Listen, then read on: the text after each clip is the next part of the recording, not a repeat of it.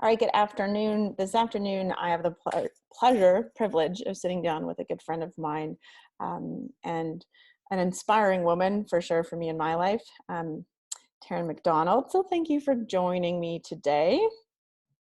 You betcha. I am doing a series of interviews on resiliency, and I really wanted to sit down with some women who I believe truly to be resilient and to show resiliency and to model resiliency. And so I thought it would be fantastic to sit down with you, Taryn, today and pick your brain a little bit about how you've been able to do that, a little bit about maybe your journey of through this walk, through finding, the strength and the resiliency and how you share that with your children and all that. So let's start with you just introducing yourself a little bit and telling us a little bit about who you are, your family, your passions. Let's just get to know you a bit. Sure. I'm Taryn McDonald, and I am a mom of 3 children, one daughter who's 27. My sons are 14 and 12, so I get the privilege of having a son-in-law as well because my daughter is married. So that has changed the dynamics of our family in an amazing way. So I'm very pleased and happy to welcome him into our family. So I have many hats. I wear many hats. I own my own business. I run a yoga and wellness business. The wellness part is not just the yoga, it's also Reiki and Thai reflexology, as well as I love to use crystals, stones, and essential oils in my practices. I'm not formally trained in any of those, but in doing some research and connecting with people who have like minds, I've learned a lot of techniques and a lot of things that I can use to help the people that I try and help as well. So that's a little bit about me. I also work as a teaching assistant at the high school here in Melfort, and I love that job. It's taught me a lot about myself and that I need to be a little bit gentler with myself, which is kind of interesting. I own my own home. I have a puppy who just turned 1, and he's a little bit of a crazy guy, but we love him. And yeah, just trying during these serious times of hanging out with my family, I've learned that I really, really enjoy them and I like the people they are. So that's been a big takeaway for me. Yeah, isn't that interesting? I think many of us would not have, taken this huge pause for ourselves or our families had the universe not gone, here you go. And yet we're finding there's bountiful benefits of it. So you talk a lot about all of the things that you incorporate into your wellness business, and you're one of the most intuitive people that I know, and I know when you and I have spoken back and forth and spend time together, you very much rely on that intuitive sense. So how has that been a big part of building your resiliency? First, let me ask you, what does resiliency mean to you? Let's start there. If you could define it, what would you define it? As you had asked me to do this, and I was like, what does that even mean? Like, I had to do a little soul searching for that. And to me, resiliency just means how you deal with the things life throws at you, whether they're good, bad, or indifferent.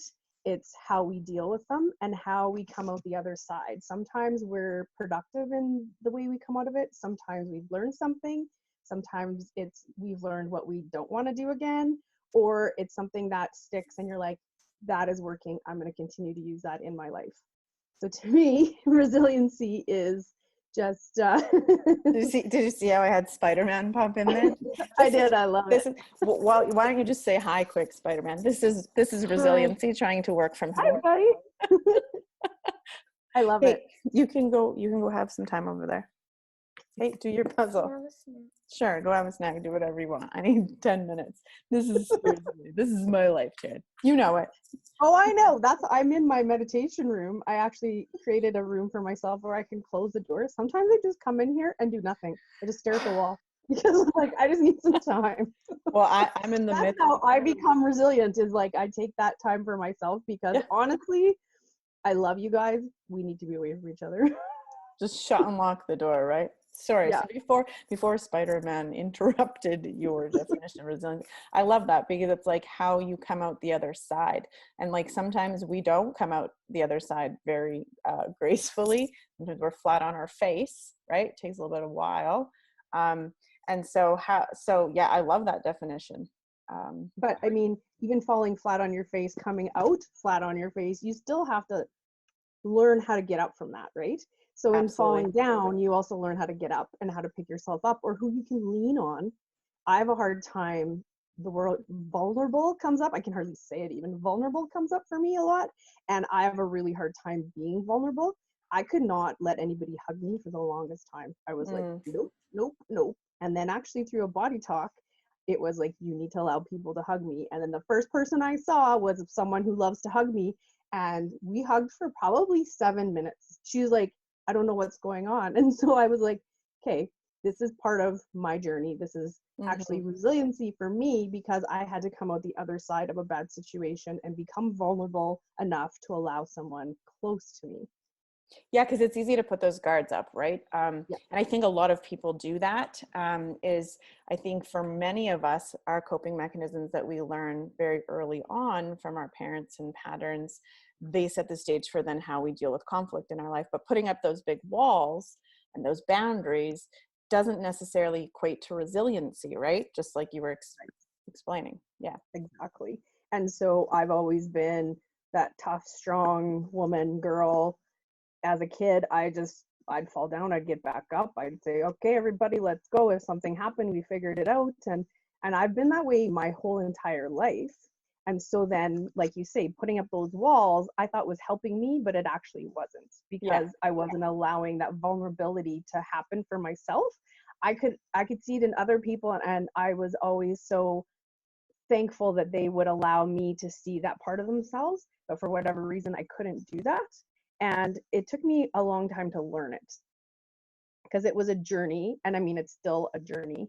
So that's not being able to hug anybody, I was like, okay, I definitely like to hug people now. Hmm. Yeah. And when So we it's were, kind of mean, again, protecting yourself from other things. When you are intuitive, lots of times you pick up things and you're like, oh yeah, no, don't like that. So then you push it away and you put up a wall, and it's just easier to keep it that way than try and fight those things off all the time. yeah, and like you use the term survival mode, and that's what happens is when we go through trauma, we go through something that's very ouchy, and then we have to recover from, heal from, whatever.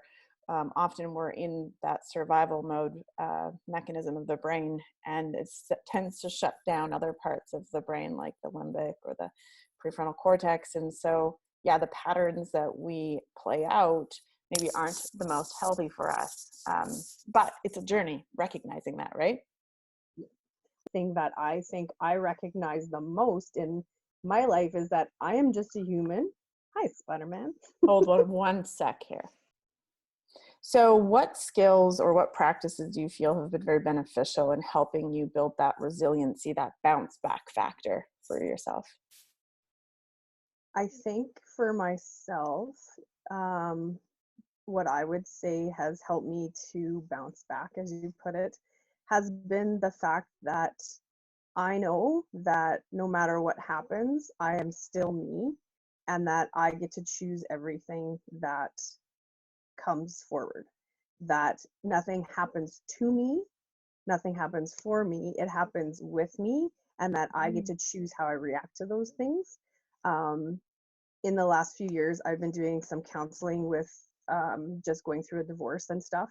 And one of the counselors said to me, because I'm like, I'm doing all this work and I'm still having these issues. And she said, when you change the way you treat someone or you respond to them, they have no choice but to change.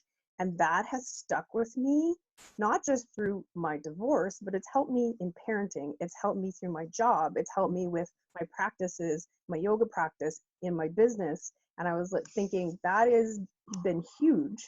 So I kind of have this 24-hour rule where I don't respond to anything that's kind of touchy for 24 hours. Mm-hmm.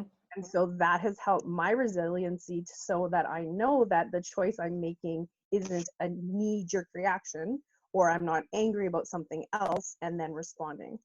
So it sounds a little bit silly, but just No. even stopping, taking those couple breaths and being like, is this about me? What is this about? How do I want to react? Because it's not just about that moment either. You have to think about the relationship you're going to have with that person or that business or whomever it is, or even with yourself moving forward, because we always second guess what we've done. Mm-hmm. That's just human nature. And so if you can take 24 hours and think about it and kind of even just bounce ideas off other people, then maybe the second guessing won't happen quite as often. Yeah, and then we're actually also not operating from the basement brain, I like to call it, the reptilian brain. So instead of reacting, we're actually responding. So I think that's a brilliant suggestion of one of the simplest things we can do to build resiliency is just take the time to take a couple of breaths and think really about the trigger before you respond. Yeah, because we all have triggers and sometimes we're not even aware of them. Mm-hmm. And then when after you, again, like you said, we were talking about, once you have that opportunity to think about it, you're like, oh yeah, that's not actually how I felt or what I wanted to say. I was so triggered by what that person had said or the need they had that I didn't take myself out of that and think about what the answer should be or how I should react to that. So that has been a really big one for me, because I do, so I mean we all do it, but I know for myself I speak a lot before I think, and then I have my foot in my mouth and it's like, Mm-hmm. oh darn it. Yeah, all Yeah, of us do we it. all have Some of been us are there. really good at it too, so It's true. yeah. Yeah, and I feel exactly like you when I have those specific relationships in my life that I would say are more triggering. When I have been able to take some extra time and ask myself, like you said, like, why is this bothering me so much? How is this me? Or like, what you shared with your therapist saying, when you change the way you approach people or you treat people, they have no, you know, No other choice. Yeah. choice but to change the way. And I I know that, but hearing it that in that way is very, very powerful because then Yeah, and you it can just keep it your power. allows, yeah, it allows you to Hmm. be in control of yourself. Hmm. You're not reacting. You're taking that time to process things, right? Yeah, absolutely. Okay, so I know that many of the practices that you are trained in and that you share with other people, i.e., yoga, uh, it's a fantastic way to build resiliency because it really helps you to um, lengthen the pauses between the thoughts that we have, um, just like meditation does, right? So we're able to kind of just calm and bring everything down a few notches. So how have you seen in your practice working with people, how yoga, for example, because yoga is very well known, yet a lot of people, including myself, don't practice it enough, and it is a powerful practice to build resiliency. So how have you seen in your practice it really shape yourself and some of the people you've worked with? For myself, it forced me to feel things, not just physical Ooh. things, but emotional things. Yeah. I got Um, goosebumps. I just got goosebumps when you yeah. said that. Mm-hmm. And it wasn't because it was slow and boring, because a lot of people are like, oh, it's too much. I'm going to think too much. It made me really think about why I was doing something. So, poses, like the physical postures of yoga, are challenging. Like people think, oh, it's just standing, breathing, da da da da. And some of it is, don't get me wrong, some of it's very relaxing. I like a very active practice. And Mm-hmm. so I had to really be in touch with my own feelings. And if I wasn't, they would come to the surface very quickly because they get stuck in our joints. Our emotions get stuck in our tissues, our cells. And so when you start moving in a way and breathing in a way that is going to release those things, guess what happens? You start to feel it. And Mm-hmm. so I have watched people on their mats, like people get embarrassed when they cry or laugh hysterically. And I'm like, just let it happen. Let it be what it is. The first time I practiced yoga after an event that had happened in my life, I I bawled. I didn't practice any of the physical postures. I just sat on my mat and I cried. And the Mm. person instructing just allowed me to do that. And so being able to be in that moment and not have to worry about what it is you're feeling or how you're feeling, just letting it happen has been really amazing. And I've watched people transform physically and emotionally through those physical practices. And sometimes even just the breathing, because so many people don't take that opportunity to just breathe. Like your body automatically does it, but there's lots of times you're breathing from a place of fear or you're breathing from a place of trauma rather than breathing from your diaphragm or breathing from your belly or like the balloon breath that the kids do. You know, that is one thing that I've really noticed in people as soon as they start to take those deep breaths, how things change for them. Yeah, and if anyone, I mean, people watching this that follow me know how much I talk about the power of our bodies holding on to emotion, and how breath is just the simplest, most passive way to release. And when you were talking about this, I immediately, because I always notice what I'm thinking, notice my subconscious thoughts. Yeah. It took me back to a time in the fall where I had attended WeCon, women's convention in Tisdale, and there was a yoga practice being led, and there was music, and there were so many women, and and I had the most emotional yoga practice I've ever had in my life. I can tell you exactly what, tapped it all out in terms of, but I just couldn't stop crying the whole entire practice and like weeping. And how amazing is it that, I mean, in my mind, that felt more powerful than any counseling session I had been to. I felt my body really just like finally say, okay, I surrender all this emotion. So you've witnessed that probably time after time as an instructor. I have, yes. And I mean, having felt it myself, now I can recognize when other people are having those epiphanies, I guess, and can really, I love the fact that I can allow that to happen for them and not worry that Mm, something's wrong. Whereas before I felt it, I was like, what is wrong? Why are they having that yeah. meltdown? But knowing that those are things that need to happen so that you can heal and so you can get to a place of resiliency is huge, because we just stuff stuff down and we let it fester or we pretend it's not going on, and then we make ourselves sick physically and emotionally and mentally. And so if you can release it with something so simple as yoga, really, you Mm-hmm. have a mat and you just move and breathe. And you don't have to have any fancy equipment. You don't have to have an instructor even. You can find a YouTube video if you want. You can follow people on different places. And, just as you start to move, start to really feel things and then eliminate them. And Mm. that's the thing that I found is like once you eliminate it, it's not an issue anymore. Yeah, and like there you go, right? So Yeah. everybody be searching up YouTube videos, but let's tell them how they can tune into your stuff, because you're doing some really cool things right now. Trying to share your skills to help others build resiliency through this whole world pandemic. So where can people find you? How can they tune into your stuff? Share with us. Sure. Okay.